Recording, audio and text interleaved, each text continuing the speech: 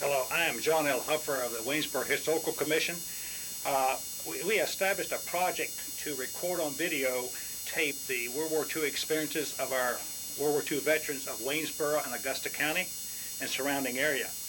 We, the Commission, feel that the personal experiences of these veterans will be lost unless efforts are made to record and tape their stories in their own words. Today is February the 21st, 1997. And our veteran today is Wallace W. Red, a local Waynesboro native. Red, I want to thank you for coming in today and sharing your World War II experiences with us. I'm glad to be here today. Okay, if you give us a little background, Wallace, like your full name was what? Wallace W. Red. Okay. Now you're a Waynesboro native, right? Waynesboro native, born in Waynesboro, right here in Waynesboro. You've seen a lot of changes, haven't you? A lot of changes. A lot of changes. What was your birthday, Red? May 7, 1921. Getting to be a senior citizen. Yeah. Okay. What's your wife's name? What was her name's Cornelia? What was her maiden name? Mayo. Mayo. Cornelia Mayo. How long you been married to this fabulous woman? I got married September 12, 1941. I'll be darned. How's she put up with you all these years? I still got the same one. Still got the same one. And what was your parents' name, Wallace? My dad's name was Harry Red, and my mother's name was Sally Red. Sally Red. Now, they were local people. Okay, well, great. my mother was from North Garden. Oh, was she? Okay, yeah. Across the mountain. Across the mountain. Tucky Ho. Tucky Ho. Okay, so you've been around. You've seen a lot of changes, too, I'm sure, Wallace. Now, let's get into the military. When were you inducted? When did you get that greetings from Uncle Sam? Let's see. July 43. Did you get that little letter? It opened up and says, "Greetings, you have been selected." Yes, and at that time I had 2 kids. No, this was in late. They were taking men with families in what, 43, 44? Yeah, I had 2 kids, and they took me. That gives you a lot to think about, you know. Yeah. Okay. Where did you take your basic? You were assigned to the quartermaster corps, correct? And then you went into the transportation group. Yeah. And what was it? Your unit here was the About 98. Quartermaster. Well, I took my basic training in Camp Ellis. Yeah, I'm going to get to that. Yeah. Okay. Now,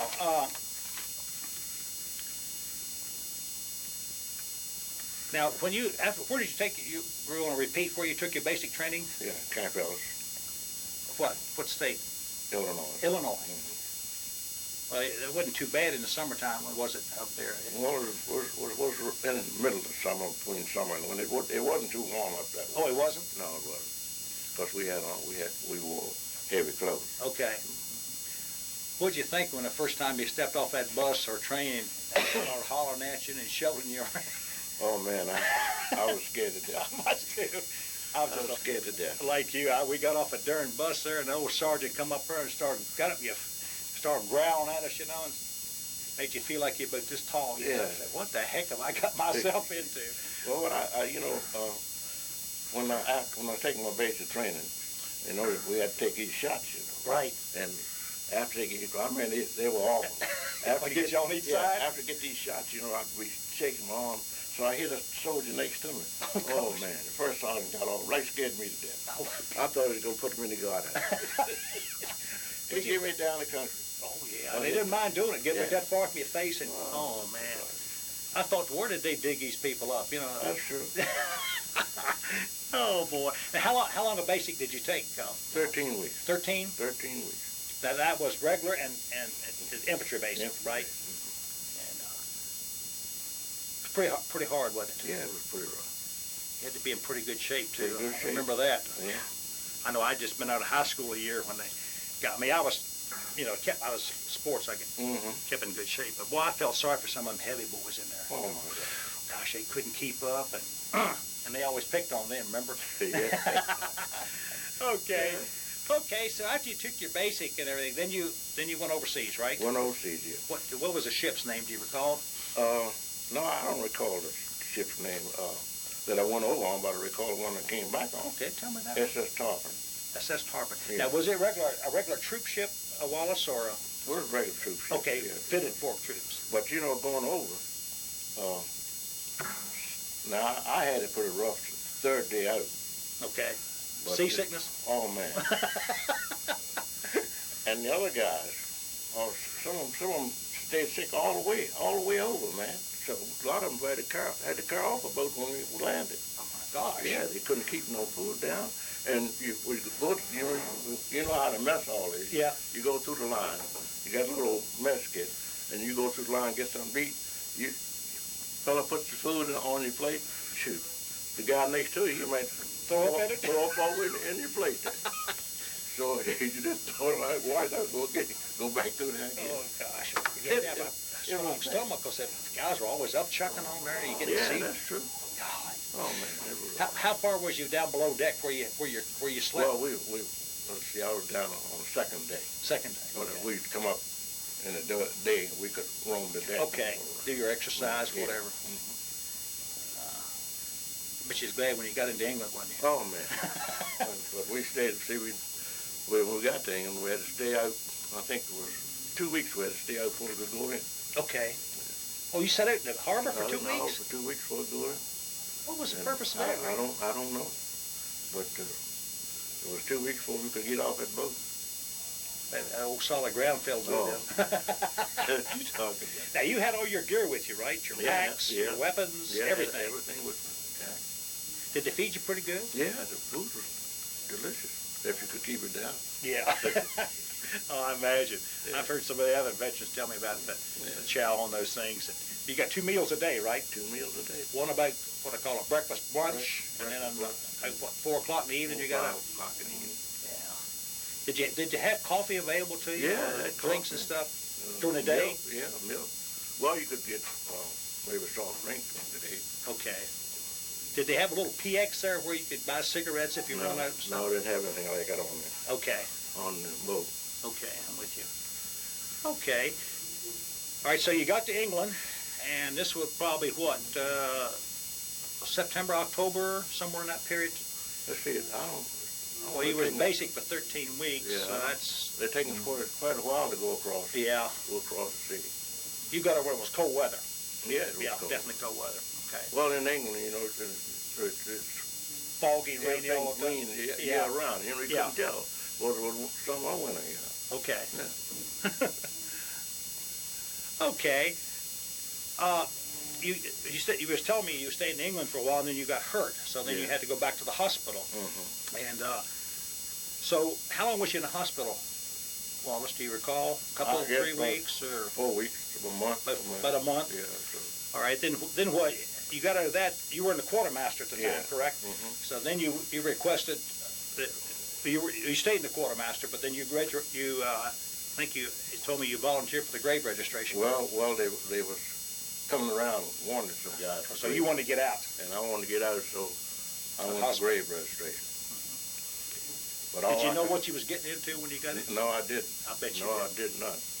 You know, that's a group of men that are really unsung heroes for the type of work they had to do, and gosh, the mental strain of doing what you guys had to do was terrible. But okay, so then you landed on Normandy, D-Day +2, right? +2, yeah. On the beach to clean up the beach after the troops had gone off. After the troops gone through. They broke through. Yeah. Well, they took a heck of a beating there, didn't they? They sure did. I know the 29th Infantry Division. We had a lot of guys from Stanton. We're in the 29th National Guard, and. But you know, the cleanup that was awful. It smelled death everywhere. They say that's a smell you never forget, right? It stays with you, yeah. Yeah. And as we came in on the boat. Okay. As I can remember, it's been quite a while. I try to forget this. I know you do, and I hate to ask you, but I appreciate you bringing it up. But bodies was all out in the water, just like apples floating around in the water. Okay, this is 2 days after the landing, right? After the landing. So to get the bodies out of the water, we had a 3-pronged hook with a big rope on it. Grapple type. We pulled out, pull the bodies in. Okay, you pull the body in, a leg might be gone, arm, or you might the head just might get part of the torso. Okay, where they were what it was mutilated. From the artillery and Yeah, the machine gun and whatever. Well, we were supposed to get the dog tags off them. Right, if you could find them. If we can find them. But the ones head shot off, find a boot with a leg in it. Oh, gosh. It was, I don't know, I stood 2 weeks of it, and that was it. Now, they had whiskey for you to drink. Now, I wasn't a drinker, but I was in. What did you think when you first saw that? Then you found out what you were involved in. I bet that was a heck of a shock, wasn't it, Wallace? Yeah, and but somebody had to do it. But somebody had to do it, and what really hurt me was, of course, I was a young fellow. Oh yeah, we were all young. Too. The bodies that we couldn't find no dog tag, or head gone, or leg gone. Yeah. We had bulldozers. We'd dig a big trench right on the beach. Okay. And shove them in. That's all you could do. Well, there's no way to identify them. No more to identify them, no. So they just dug a big pit on the beach there and took the yeah. parts that they couldn't identify and this. Shoved it in. I expect that's still there today too, don't you imagine? Yeah, and the ones that we could identify, put them in body bags, Okay. ship them back to state. Is the old theory is I've heard that they used to take the dog tags that got an indention. Did you ever stick them up between their teeth, or did you just leave them on the body per se? Well, if it didn't come off, we'd leave them on there. Okay, I got you. Or they would pull them off and put them in the sack. Okay. So Yeah, I bet you had nightmares about that later, didn't you? well, that's been a long. I don't like to even think about it. I'm sure. I appreciate you bringing it up and telling us what kind of sights you did see over there and whatever. Well, there's probably a lot of them just washed out to sea too, don't you imagine? Well, that they never, with the gear on and everything. Well, we did the best we could. I know you. I know. But hey, this is 2 days later you guys coming there, Okay. Bad. So you say they furnished a lot of booze for you to drink to kind of get your mind off of what was going on? Yeah, and the smells, man, that's what did it. Oh, I'll bet. The stink. I bet it kind of absorbed in your clothes and your skin and everything else, didn't it? Now, you did this for about, say, 2 weeks, you say? 2 weeks, that's all about all you can Now, stand. y'all had set up a camp on off the beach there and everything? Gosh. Okay. I appreciate you giving us the information on that. Okay, you did this for a couple of weeks, then you got reassigned. Where did you go then? I went to a trucking outfit. Transportation. Transportation. Right? And, we were integrated. And I was a good mechanic, and this trucking outfit needed a mechanic, so I was hired. They got me to come into the outfit. I was the only black man in the whole thing? In the white outfit. I stayed there, I guess, about 6 to 8 months, I guess. And because I was in charge of the motor pool, and the trucks was hauling food to the front and ammunition. So you was the only black soldier in the... Only black soldier there. And you said, I think you told me you enjoyed it. Everybody treated you right, you know? Yeah. Great. Stayed there for a long while till we got bombed out and had to move me somewhere else. Did you have get a couple good buddies like all GIs try to get somebody? Yeah. He was telling me you had one that it was an officer, I think he was telling me you liked pretty much. Yeah, Lieutenant Blight. He was from New Orleans. New Orleans, okay. Yeah, he was a good man. Yeah. How many men was in your group? Do you recall, Wallace? I know you had a pile of them in the transport. No, I don't. I got a picture of the house of it. It was a pretty sized group. What it called? Battalion, I guess. Yeah, okay. Yeah. That's about 800 men or better. Okay. Your basic job now, you was to repair trucks and keep them rolling, right? Yeah. Anything that came in. You was telling me about the famous Red Ball Express. Yeah, the Red Ball Express, yeah. I worked on a lot of vehicles that was on making that run. Well, they had a pile of trucks trying to keep ammunition and food and stuff up with and Patton's group and everybody else's group. And tell me about the turkey dinner those guys were supposed to get. This was during the Battle of the Bulge. Yeah, the Battle of the Bulge. They're supposed to take. Well, we sent it up on trucks, but they got blown up. Oh gosh. They didn't get no turkey. Boys eat the old cold sea rations. Got the old cold sea ration.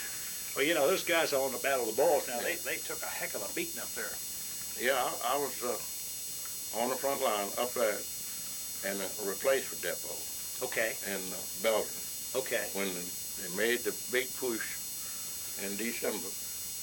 And I recall that the Germans was getting through impersonating American soldiers. Right, had the American uniforms on. Yeah, tell us about that. But they spoke good English. In other words, they spoke better English than I did because most of them went to school here in the United States. Right. And they knew everything we wanted. The only thing we could get them on was baseball. They didn't know nothing about baseball.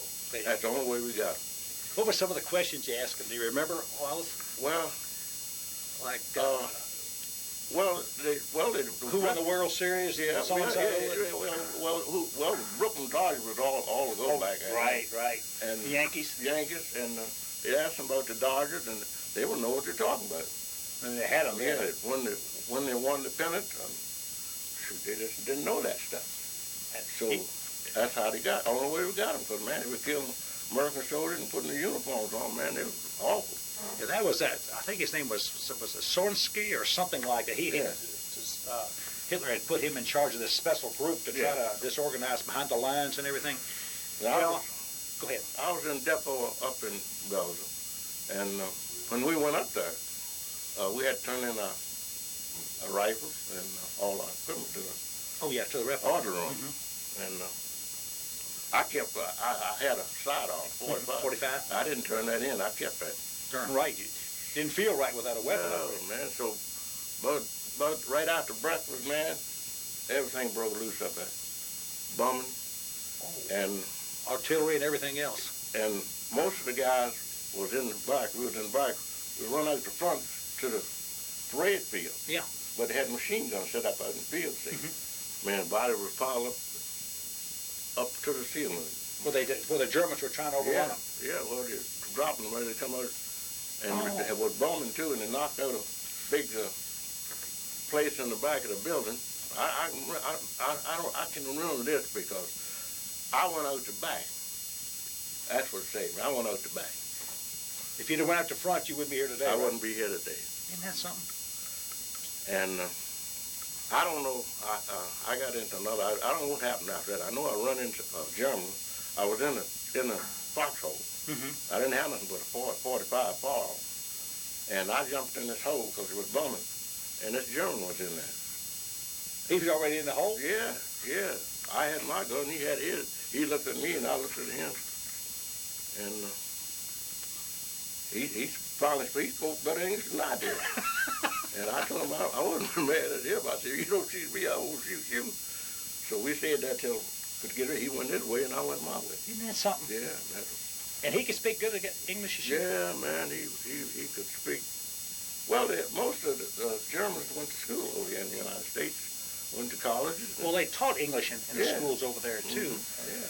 I bet that was an experience when you jumped in that foxhole with that German sitting in there. Well, he was doing his job and you were doing yours. Yeah. You were both trying to get out of the bombardment. And, that's right. So, that's something kind of funny, though, wasn't it? Yeah. I just thought about it. I didn't think about that now. It's been what, 50 years? 50 years plus. Yeah. But I tell you, so many things happened over there. Well, you tried to blot out so many of them, too. Yeah. The stuff you saw. Let's get back to the Red Ball Express. Gosh, they had thousands of trucks, didn't they? Running that stuff up. They were hauling ammunition. I know they had a movie about the Red Ball Express. Yeah, we're using GMC 6x6. Okay, and that's what you was a mechanic on to keep. Yeah. Now, you didn't mess with the ones that had been damaged. You just did with the like the gears went out. Well, when they were damaged, we just forget them. They're shipping. We're shipping new. Okay, I got you. And did y'all work around the clock? Yeah.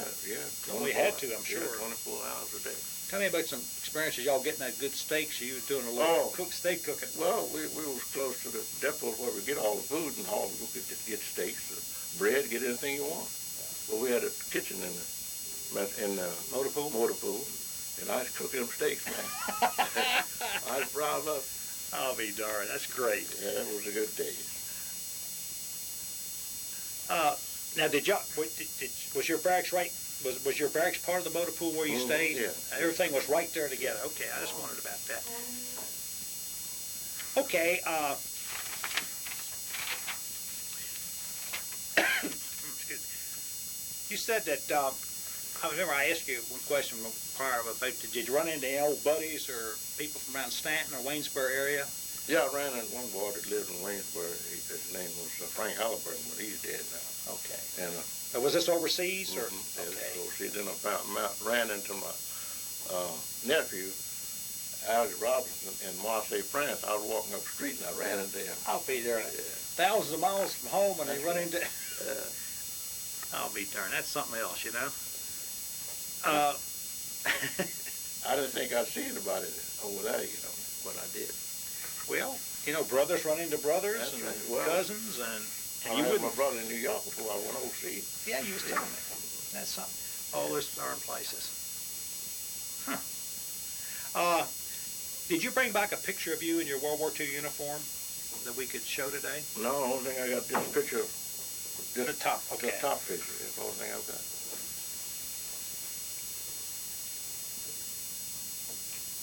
Okay, Red, you brought a picture of you in your World War II uniform. Would you like to show that, please? That's fine.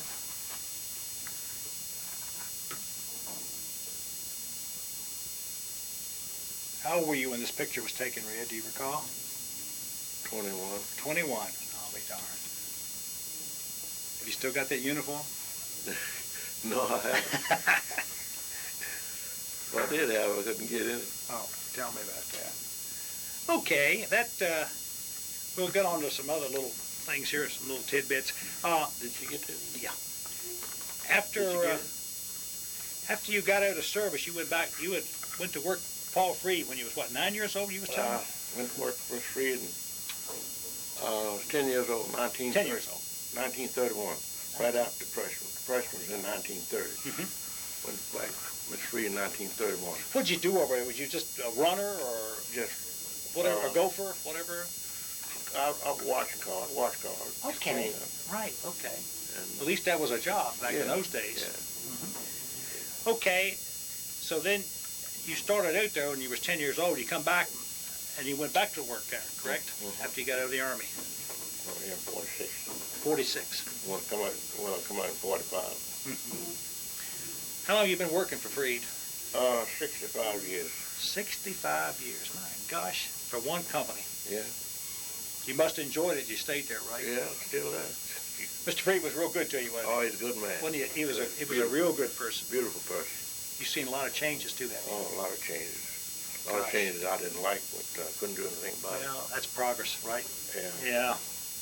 So you're still there, right? Yeah, still there. Okay, great. It's now called Jim Sneedpool. Right, okay.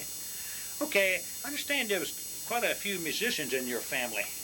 That I know you had a band, your father had a band. And, you want to tell me about, let's get with you first. What was the first, what got you to playing the saxophone? Is that just an instrument you liked, or did you play others? No, my dad majored in music, and so did my mother. That's right, okay. And we had piano in the living room, one in the dining room. Okay. In between the dining room and living room, we had a blackboard out. My dad had a sign up, anybody want to play. Okay. Want to play an instrument, learn your notes. I'll be darned. So my dad started me out on violin. Okay. But the kids teased me so much about playing the violin. I bet. So I told Dad, I said, I don't want to play no violin. He said, they call me sissy playing the violin. I don't want to play a violin. Called you a sissy, huh? Yeah. I said, well, he said. So I started on clarinet. Okay. And then we switched from clarinet to saxophone, which I'm playing saxophone now. You still play saxophone after all these years. Yeah, I remember your band, Wallace, Red, and the Red Dots. Red Dots. I've been to a lot of them. Now, did your dad have a band? Yeah, he had a band, brothers, and his brother played drums, and another fella around that way, his name was Lewis Smith. He played saxophone. Okay. And he used to play up at Dooley's Mansion up on the mountain. Yeah, he was telling me. Now, this was what, in the 40s or earlier? Yeah, in the 40s. Okay. Okay. Now, how about your band? When did you said, I think you told me you worked for a Red Bundy band in Harrison, but you started out with a Red Bundy band well, in Harrison? I played with Fats Domino. Oh, did you? Yeah, I played with Fats. Great. And I played with Ray Charles. And I played with Auckland Red Price Off. Yeah. I tell you, one of my favorites is B.B. King. Yeah, well. That guy can play that guitar man, like you wouldn't believe. He's blues man. Oh, man, good. So you played with these different artists then? Yeah, I played with different people around the Charlottesville.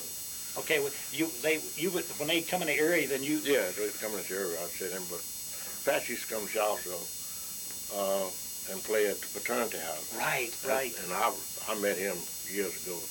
I was in the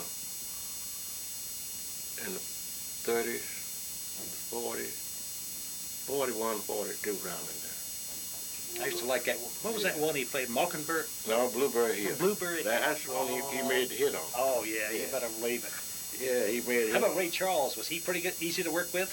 Well, I just sat in with him. Oh, you just sat in? Yeah, his band used to come to come to Stanton. Yeah. At the City Armory. Yeah. Ray Charles used to come up there. James Brown. James Brown? Yeah.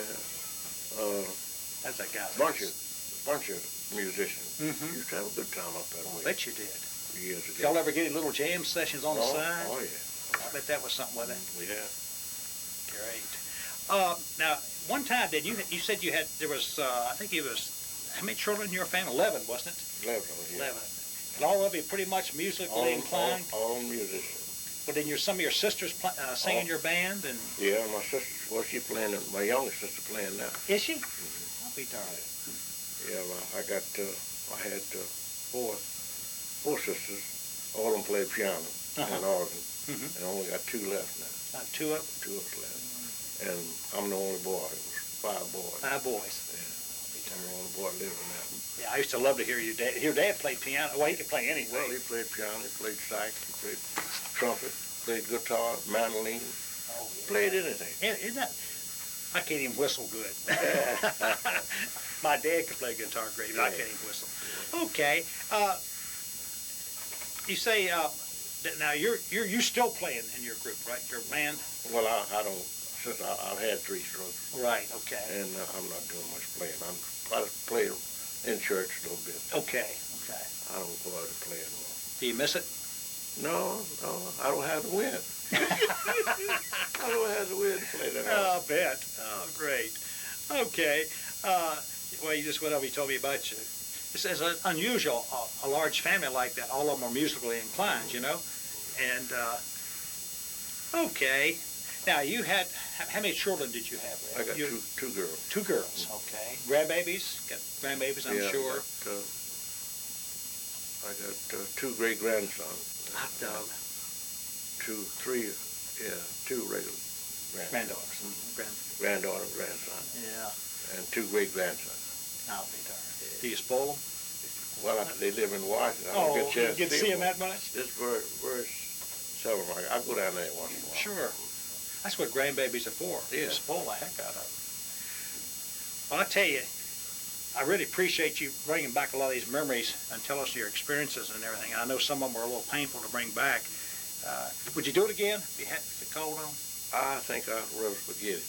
I'm trying to forget it. But I'm lucky this came back to me because after these 3 strokes I had, I think things go and come. But I don't know why this came out. I guess you bought it. That's good. Okay, Red. Wallace, I want to thank you. I'm sorry, I've known him for so long. I call him Red. Yeah. Wallace, we appreciate you coming in today, going over your World War II experiences with us, and to letting the younger generations understand the sacrifices and what you guys actually did to make this country free and as great as it is today. If it wasn't for you guys, gosh knows we could be under communism or whatever.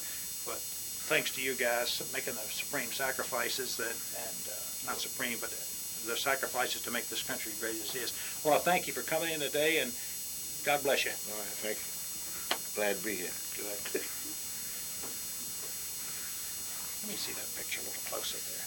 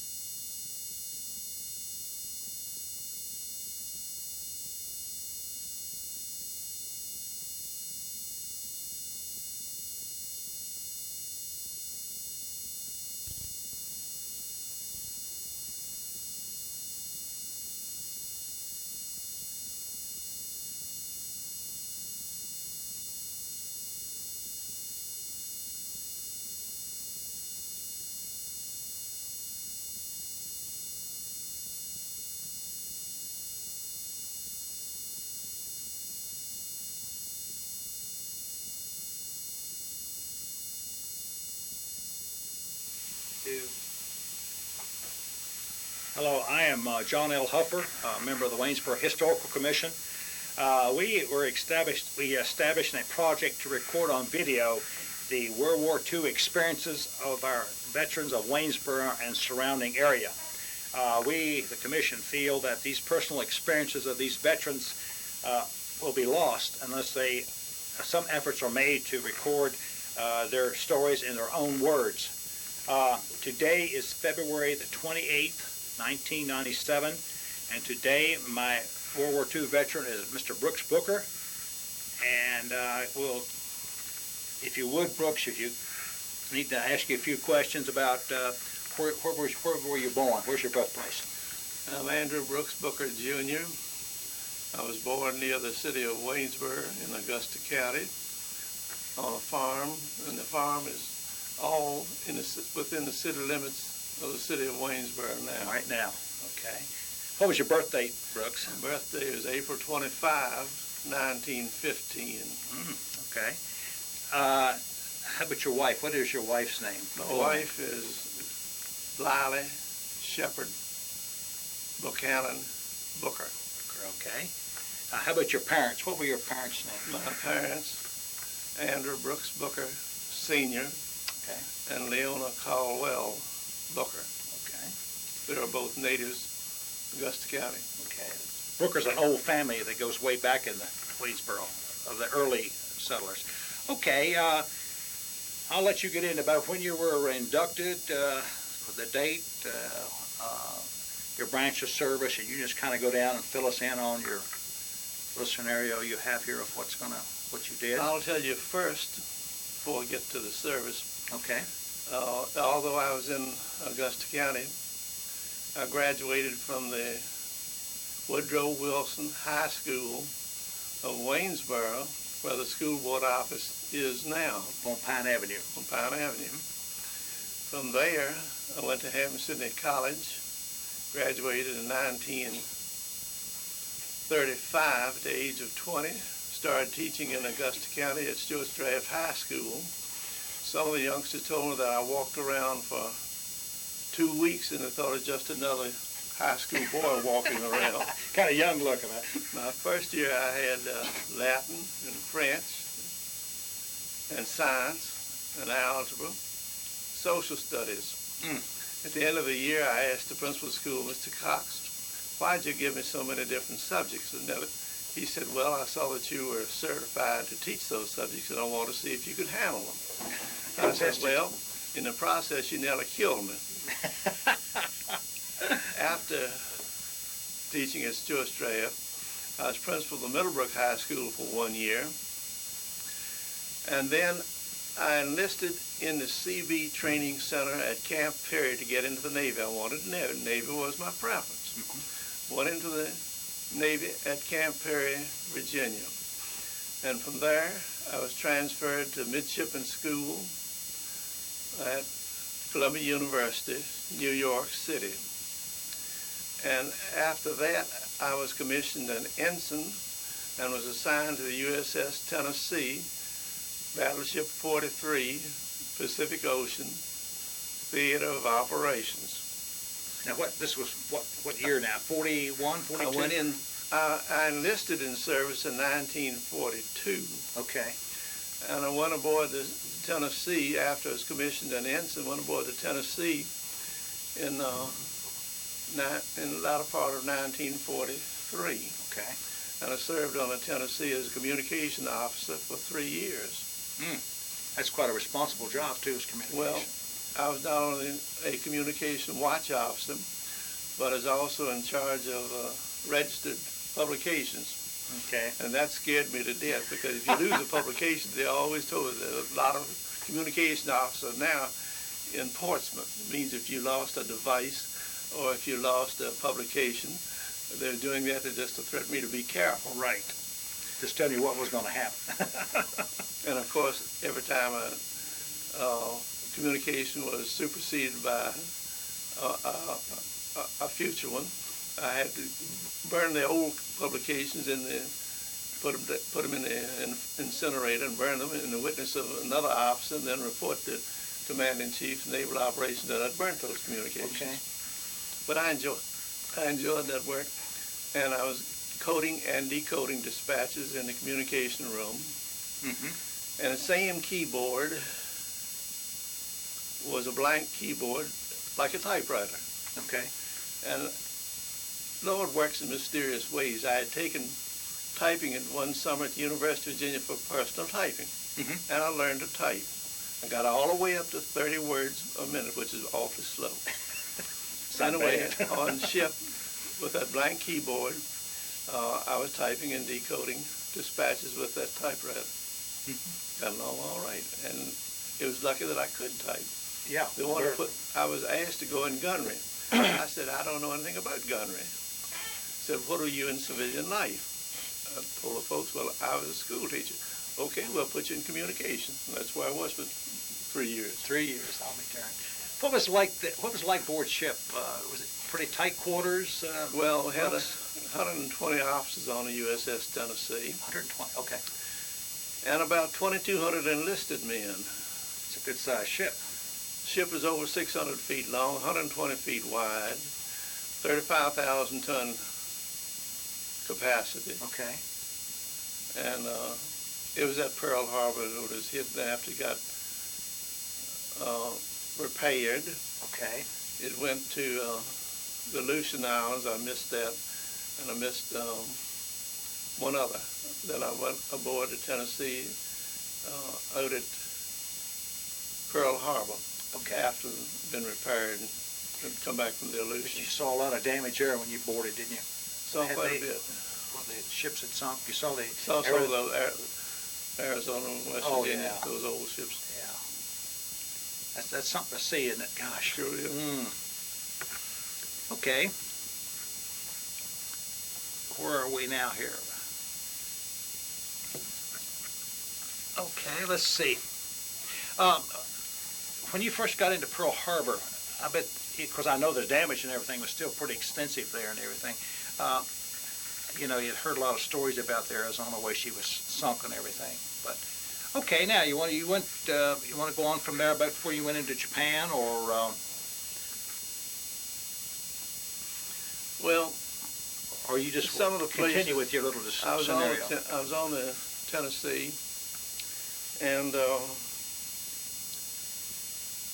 while I was on the Tennessee, the ship was used for bombardment purposes or softening up purposes on the islands and beaches before Marines and soldiers went ashore.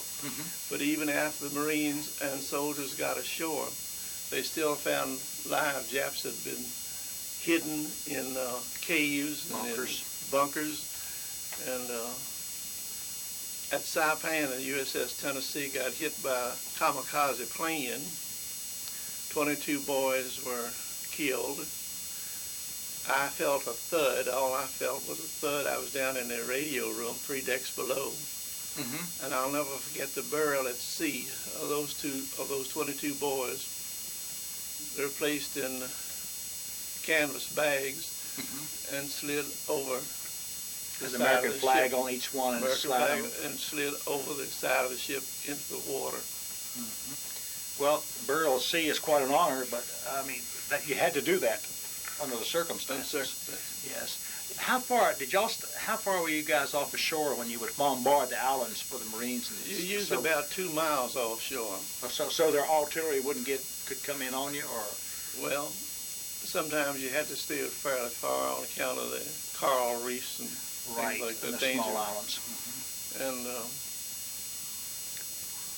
did you ever have to rescue any men from another ship that maybe was hit, or while you were on the island fighting? No.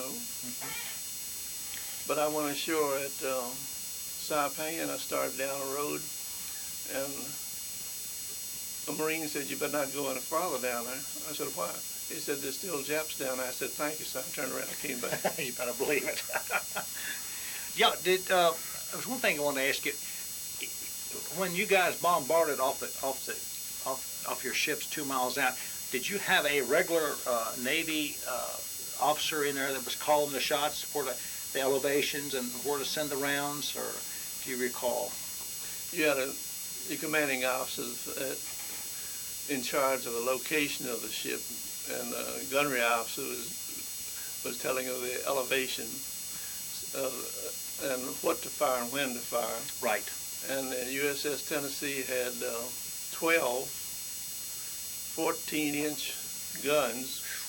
Good size. And according to the record that I have, it fired more large shells during the war than any other battleship.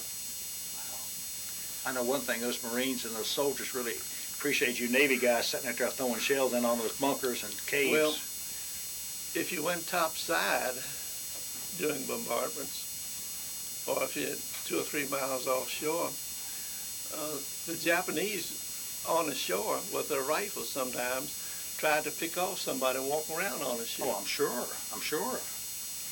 Because they were fanatical. They felt they were suicidal. They'd do anything to kill an American. Okay, I think we'll stop here. Engagement your ship was involved with. While I was on the Tennessee, after the invasion of Saipan, Tennessee took part in the invasion of Guam, Tinian, Karamoreto, Iwo Jima, Okinawa, and we're involved in a sea battle in Surigao Strait, down in the Philippine Islands.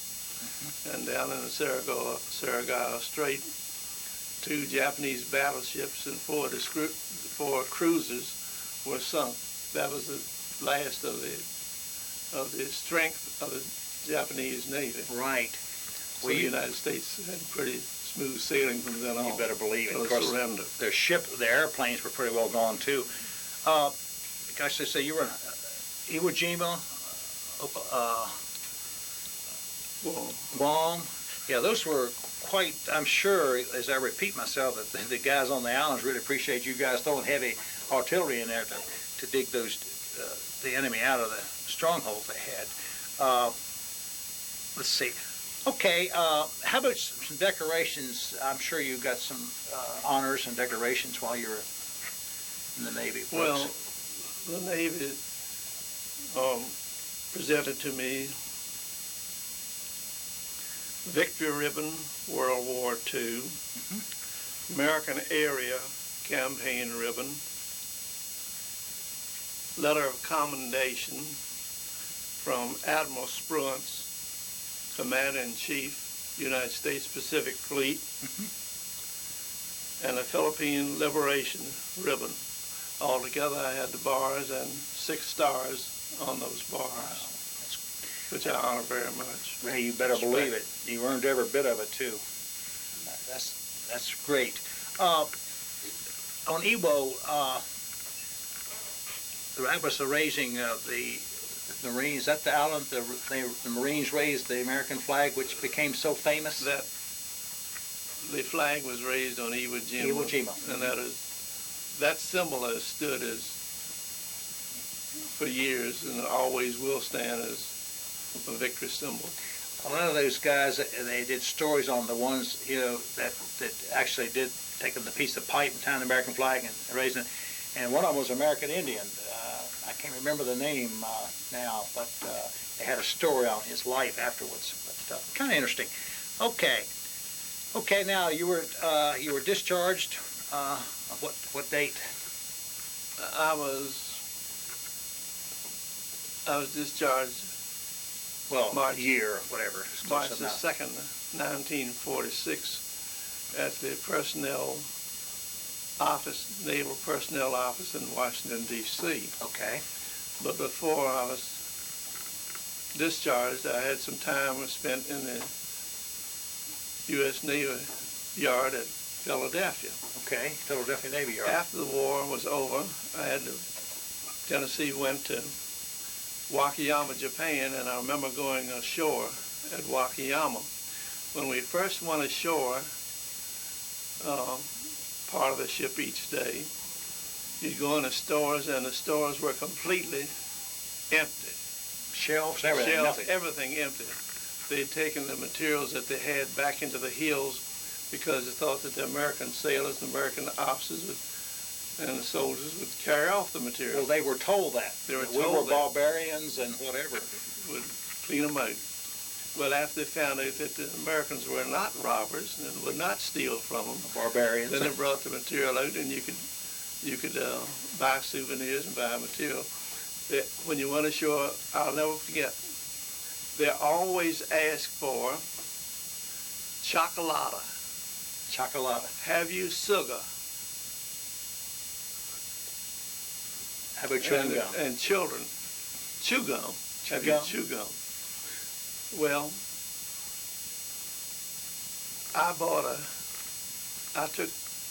and cigarettas. They always want cigarettas. Mm-hmm. Well, you weren't supposed to do it, but sometimes you took ashore some cigarettes or some sugar, and you traded for souvenirs. Oh, yeah, that's typical. Well, now, I see your World War II souvenirs you brought back from Japan are right interesting setting there. Would you like to describe what you've got there, Brooks?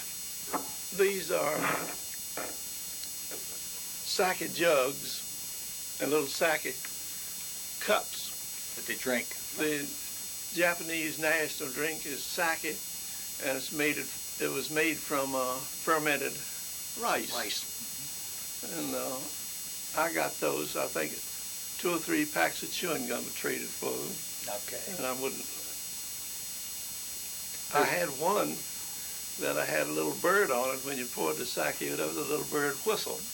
Oh. But I was at a show one time displaying the material, and somewhere or another, my little singing bird disappeared. Somebody borrowed it and didn't return it. I'm telling you, that's sad. Well, after the war was over, the Tennessee was at Wakayama, Japan. And then from Wakayama, we went down to Singapore. And from Singapore, we went to Colombo Salon.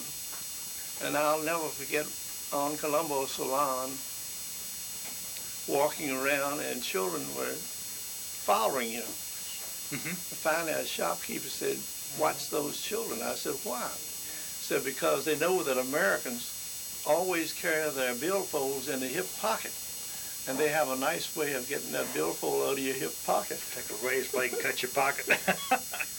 You know, that's one thing you can say about the American GIs, though, whether it be Navy, Marines, or whatever. When they went ashore, if they had candy bars in their pockets or chewing gum, they always taunted the kids. They would give to the kids. Kids are the same the world over. Well, right. Wonderful kids. Wonderful kids. And friendly. And you GIs in World War II, you see those big old eyes looking up at you. If you had any candy or sea rations, you give them out, which makes our country great. And the caliber of people that you guys were in World War II. From Colombo Salon, the Tennessee sailed to Cape Town, South Africa. That's a beautiful, beautiful land, South Africa. I want to show her in British shops. Excuse me. I bought 3 diamonds in a British shop. Okay.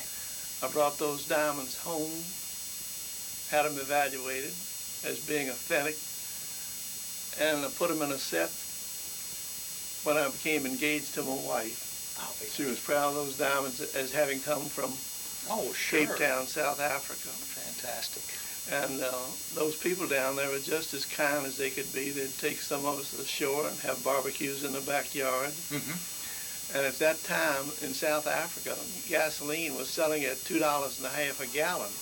We think gasoline might be high here at $1.15, $1.20. But in World War II in Cape Town, it was $2.50 a gallon. If they could get it, they could get it. Right. Then from Cape Town, South Africa, we sailed up to Philadelphia Navy Yard, and that was the home berth of the ship. And then you stayed in the Philadelphia Navy Yard for a while. Philadelphia Navy Yard for a while, and then was released from the Navy in Washington, D.C. Of course, you wanted to get back home, right? Right. Now, you weren't married during the time you were in service, right? No, I was not married while I was in service. I married after I came home, and wife and I built a home on Cortlandt Street, where I'm living today, in Waynesboro. Not too far from your original home place, right? Joined the home Joined the home place. farm. And after I came back, I was appointed principal of the North River High School, Mount Solon, Virginia. That's my home place area. 6 years as principal of North River.